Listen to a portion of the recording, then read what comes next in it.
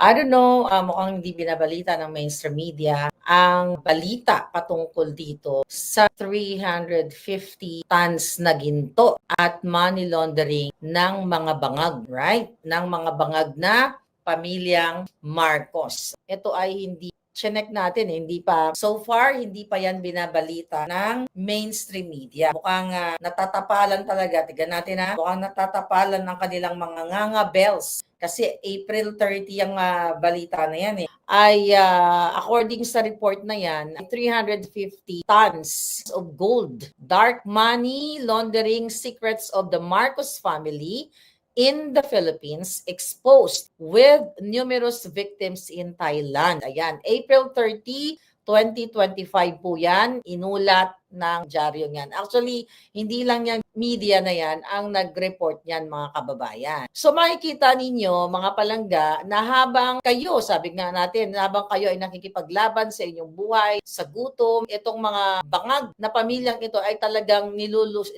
talagang hinahakot, sinasaid ang mga dugo ninyo. Kasi according to that report ng Taiwanese media, a certain Mr. Peng na businessman nag-submit report dito sa mga aktibidades ng mga illegal na aktibidades ayon sa kanya. Nag-submit siya ng report dito sa Anti-Money Laundering Department ng Hong Kong ngayong April 14. So inaccuse niya na ang pamilyang bangag ay gumagamit ng mga big transactions or large transaction ng ginto sa Hong Kong para i-cover up yung malakihang transaksyon at money laundering activities na nasasangkot ang mga bangag na pamilya sa sobrang laking halaga. Then, ang sabi pa dito ni Mr. Peng na yung Hong Kong Monetary Authority ay nag-establish na ng Special Investigation Team para sa kasong ito. At yung konteksto, yung content ng report na ito, ayun na nga, ay sangkot sa malakihang gold transactions. At among them ay isang batch ng gold.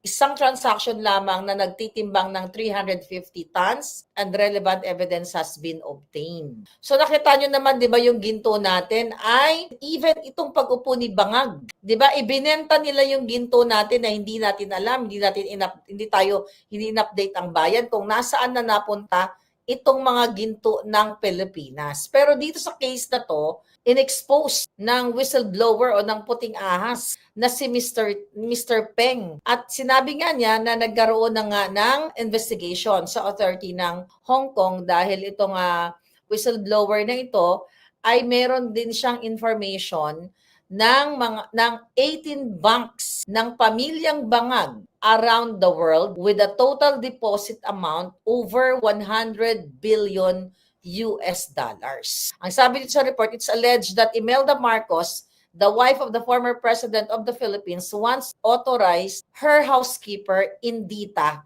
to act on her behalf. Acting as the seller, si Indita ay umakto na seller in the name of multiple shell companies. At sabi dito, Indita sold gold to several enterprises in Europe and United States. So itong katiwala ni Imelda Marcos. Ang sabi dito, the relevant transactions lasted from 2006 to 2011 and were arranged by the private banking department of HSBC in Hong Kong after a large amount of gold was cashed in. The whereabouts of the huge sum of funds obtained are unknown. So hindi alam kung saan napunta itong mga pinagbentahan at ang malaking halaga ng perang ito. Sabi dito, sa balita, after a large amount of gold was cashed in, the whereabouts of the huge sum of funds obtained were unknown.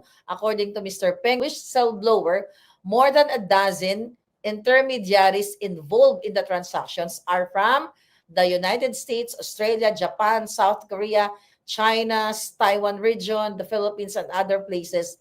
And he himself is one of them. Itong pagbibenta nitong ginto na ito, natasan ni Imelda itong si Indita mag-mediate o katiwala niya at ang pagbibenta nga ng ginto na ito sa iba't ibang panig ng mundo, sa Europe, sa US, at ang transaction na ito ay since 2006 to 2011 pa sa tulong ng private banking department nga ng HSBC sa Hong Kong. According sa report na ito, matapos nga daw ito maibenta at makuha nga itong malalaking halaga ay hindi na alam kung saan itinago. At may mga sabwa, di ba, mediator, sabi diyan sa report, mula sa iba't ibang panig ng mundo, US, Australia, Japan, o kung saan, South Korea, Taiwan. Dito nyo makikita na talagang grabe. Grabe itong pagnanakaw ng mga bangag. For sure, ito ay pera natin.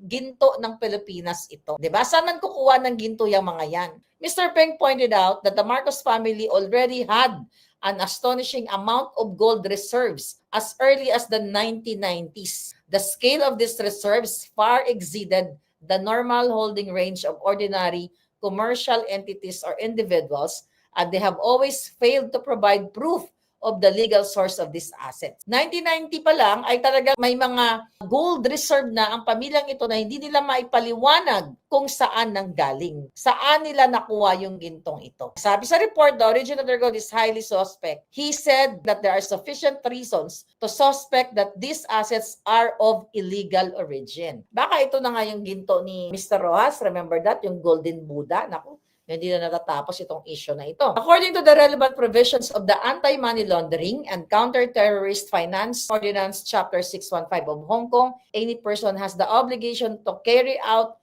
due diligence review procedures when dealing with large amount of assets to ensure the legality of the source of the property. If the content of the report is true, then the Marcos family may have committed illegal acts. Nasimula pa ng 1990 ay talagang mayroon ng hawak itong pamilyang mga bangag na lagpas sa normal na negosyante na magkaroon ng ganitong tunit-tuniladang ginto. Ito ay kasalukuyan, iniimbestigahan na nga dyan sa Hong Kong. At I hope talagang mapanagot itong mga bangag na mga bangag na pamilyang ito at mabawi itong yaman ng Pilipinas. Habang kayo ay nagugutom, sila ay may mga transaction na 350 tons, na ginto, billion-billion. According to information from other sources in the exposure of multiple overseas accounts of the Marcos family this time, Thailand is also listed as one of the countries involved. Recently, some unidentified Filipinos have posed as members of the Marcos family and carried out activities in Thailand. Ganito sila